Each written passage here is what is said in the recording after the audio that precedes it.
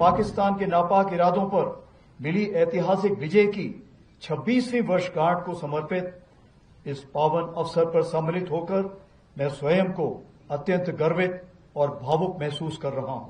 हमें श्रद्धापूर्वक नमन करते हैं उन बहादुर नायकों को जिन्होंने मृत्यु को गले लगाया ताकि हम गरिमा के साथ चैन की जिंदगी जी सकें। आज द्रास की इस पुण्य रणभूमि पर खड़े होकर जहां हमारी वीर सेना ने राष्ट्र की रक्षा में अपना सर्वोच्च बलिदान दिया, उन अमर शहीदों को स्मरण करते हुए और पाकिस्तान के नापाक इरादों पर मिली ऐतिहासिक विजय की 26वीं वर्षगांठ को समर्पित इस पावन अवसर पर सम्मिलित होकर मैं स्वयं को अत्यंत गर्वित और भावुक महसूस कर रहा हूं। यह लगातार चौथी बार है जब मैं कारगिल युद्ध स्मारक और कारगिल विजय दिवस के इस पावन आयोजन में सम्मिलित हो रहा हूं। 2 बार नदन कमांड आर्मी कमांडर की हैसियत से और 2 बार थल सेना अध्यक्ष के रूप में। आज इस पावन अवसर पर कारगिल युद्ध के वीरों के माता पिता, वीर नारियों और सभी परिवारजनों का दिल से आभार व्यक्त करता हूं। आपने राष्ट्र को अपने वीर दिए। आपका हौसला, धैर्य और त्याग हम सब के लिए प्रेरणा है। आज पूरा देश आपके अद्वितीय योगदान और अटूट राष्ट्रभक्ति को श्रद्धापूर्वक नमन करता है। पिछले वर्ष 2024 में हमने रजत जयंती के रूप में इस विजय गाथा का स्मरण किया। वह एक ऐतिहासिक अवसर था जिसे माननीय प्रधानमंत्री श्री नरेंद्र मोदी जी की उपस्थिति ने और भी प्रेरणादायक बना दिया। उस दिन शिंकुल्ला टनल के निर्माण कार्य का भी शुभारंभ हुआ। इस वर्ष भी हमारे माननीय केंद्रीय मंत्रीगण, लेफ्टिनेंट गवर्नर साहब और हमारे सीओ साहब यहां पर उपस्थित होकर हमारे शहीदों को नमन करने आए। यह दर्शाता है कि कारगिल विजय दिवस केवल एक सैन्य आयोजन नहीं बल्कि पूरे राष्ट्र का उत्सव है। जो खामोश खड़े थे बर्फीली चौकियों पर, उनकी दुआ से ही महफूज है ये वतन। आज हम तोलोलिंग, टाइगर हिल और पॉइंट 4875 की ऊंचाइयों के नीचे खड़े हैं और हम केवल उस युद्ध को याद नहीं कर रहे हैं, हम उस भावना का स्मरण कर रहे हैं जो उन रणबांकुरों ने दिखाई थी। हमें याद है वह दृढ़ संकल्प जो उनकी आंखों में था, वह अदम्य साहस जिससे उन्होंने हर कठिनाई को मात दी। हमें स्मरण है वह नारा, वह चेतावनी, वह प्रण जो हर योद्धा के मुख से निकला। हमें श्रद्धापूर्वक नमन करते हैं उन बहादुर नायकों को जिन्होंने मृत्यु को गले लगाया ताकि हम गरिमा के साथ चैन की जिंदगी जी सके। साल 1999 में भारतीय सेना ने ऑपरेशन विजय के अंतर्गत कारगिल की ऊंचाइयों पर एक अद्वितीय विजय प्राप्त की थी। उस युद्ध में भारतीय सेना ने ऊंची पहाड़ियों पर बैठे पाकिस्तान सैनिकों और घुसपैठियों को खदेड़कर हमारी सीमा से बाहर कर दिया था और तिरंगे को इन बर्फीली चोटियों पर फहराया था। यह वह क्षण था जब भारत ने स्पष्ट कर दिया कि उसकी सीमाओं के भीतर किसी भी नापाक इरादे को सफलता नहीं मिलेगी। भारत की एकता और अखंडता पर कोई आंच नहीं आने दी जाएगी। इसी परंपरा को आगे बढ़ाते हुए ऑपरेशन सिंदूर के दौरान भी भारतीय सेना ने उसी अदम्य साहस और दृढ़ संकल्प के साथ पाकिस्तान से समर्थित टेररिस्ट इंफ्रास्ट्रक्चर को निशाना बनाया और पाकिस्तान की अन्य आक्रामक कार्रवाइयों को प्रभावशाली ढंग से विफल करते हुए एक निर्णायक जीत हासिल की। हमने शांति को अवसर दिया, पर उसने कायरता की कार्रवाई की और उसका उत्तर केवल हमने पराक्रम से दिया। ऑपरेशन सिंदूर हमारा संकल्प, संदेश भी और उत्तर भी। पहलगाम में हुई कायरतापूर्ण आतंकी हमला पूरे देश के लिए गहरी चोट था, लेकिन इस बार भारत ने सिर्फ शोक नहीं जताया बल्कि ठान लिया कि अब जवाब निर्णायक होगा। देशवासियों का अटूट विश्वास और सरकार द्वारा दी गई रणनीतिक स्वतंत्रता से भारतीय सेना ने एक सुनियोजित, सटीक और निर्णायक जवाब दिया। भारतीय सेना ने 6 और 7 मई की रात को पाकिस्तान और पाकिस्तान ऑक्यूपाइड जम्मू एंड कश्मीर में 9 हाई वैल्यू आतंकवादी ठिकानों को निशाना बनाया, बिना किसी मासूम नागरिक को हानि पहुंचाए हुए। यह केवल जवाब नहीं था, यह स्पष्ट संदेश था कि आतंकवाद को सहारा देने वाले अब नहीं बचेंगे। 7 से 9 मई को पाकिस्तान द्वारा की गई सैन्य कार्रवाई पर भारतीय सेना ने नपातुला और सटीक जवाब दिया। हमारी आर्मी एयर डिफेंस एक अजय दीवार बनकर सामने खड़ी रही, जिसे कोई ड्रोन या मिसाइल भेद नहीं सका। यह सब होल ऑफ नेशन अप्रोच के अंतर हुआ, जहां थल सेना, वायुसेना, नौसेना और अन्य सरकारी और प्राइवेट डिपार्टमेंट्स सब एक साथ मिलकर खड़े हुए, जिसमें एनजीओ भी शामिल थे।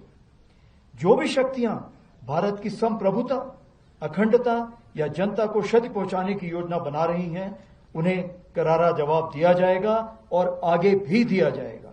यही भारत देश का न्यू नॉर्मल है। आज की भारतीय सेना न केवल वर्तमान चुनौतियों का सफलतापूर्वक सामना कर रही, बल्कि हम नित्य प्रतिदिन एक परिवर्तनशील, आधुनिक और भविष्य उन्मुख शक्ति के रूप में तेजी से अग्रसर हो रहे हैं। इसके अंतर्गत रुद्र के रूप में नई ऑल आर्म्स ब्रिगेड का गठन किया जा रहा है, जिसका सैंक्शन मैंने कल ही दिया है, जिसमें infantry, mechanised infantry, armoured units, artillery, special forces, unmanned aerial system जैसे फाइटिंग कंपोनेंट्स को एक साथ रखा जाएगा और विशेष रूप से तैयार किया जाएगा, जिसमें शामिल लॉजिस्टिक सपोर्ट और कॉम्बैट सपोर्ट होंगे। इसी क्रम में भैरव लाइट कमांडो बटालियन के रूप में एजाइल और घातक स्पेशल फोर्सेस का गठन किया गया है, जो सीमाओं पर शत्रु को चौंकाने के लिए हमेशा तैयार है। हर इन्फेंट्री बटालियन में ड्रोन प्लेटून का गठन किया गया है। वहीं आर्टिलरी में शक्तिमान रेजिमेंट बनाई गई है, जो ड्रोन और काउंटर ड्रोन इक्विपमेंट और लॉयटर म्यूनिशन के साथ लैस होगी। हर रेजिमेंट में एक दिव्यास्त्र बैटरी भी बनाई गई है, जो कंपोजिट बैटरी होगी और इन्हीं सामानों से लैस होगी।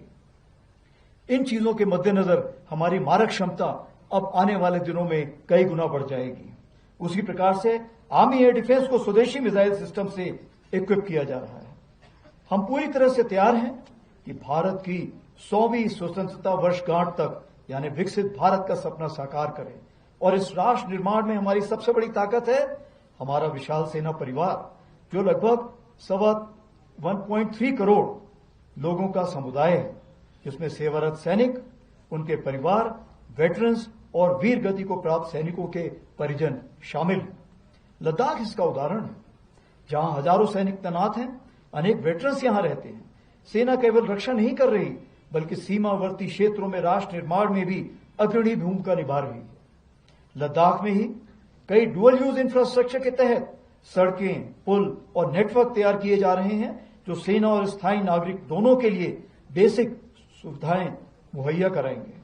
वाइब्रेंट विलेज प्रोग्राम के अंतर्गत चयनित किए गए गांव में भारतीय सेना द्वारा प्रायोरिटी से विकास कार्य चल रहे हैं।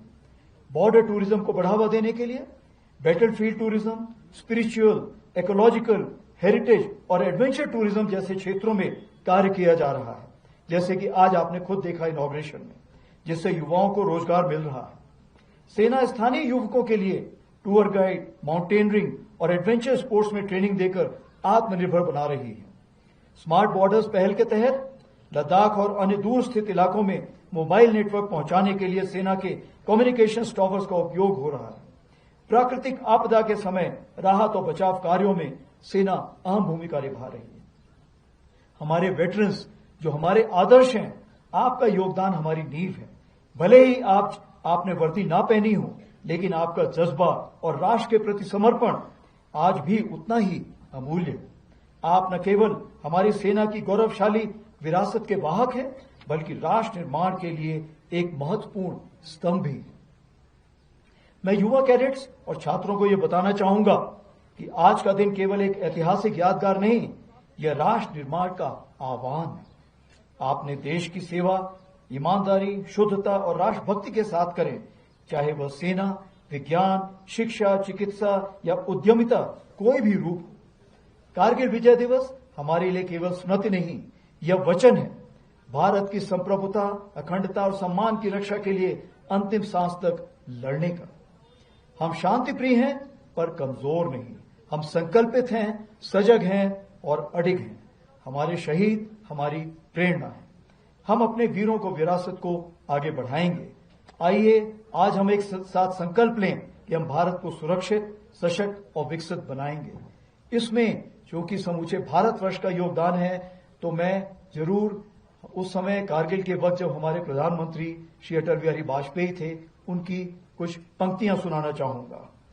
कुछ कांटों से सज्जित जीवन, प्रखर प्यार से वंचित यौवन, नीरवता से मुखरित मधुवन, परहित अर्पित अपना तन मन, जीवन को शत आहुति, जलना होगा गलना होगा, कदम मिलाकर चलना होगा। जय हिंद, धन्यवाद।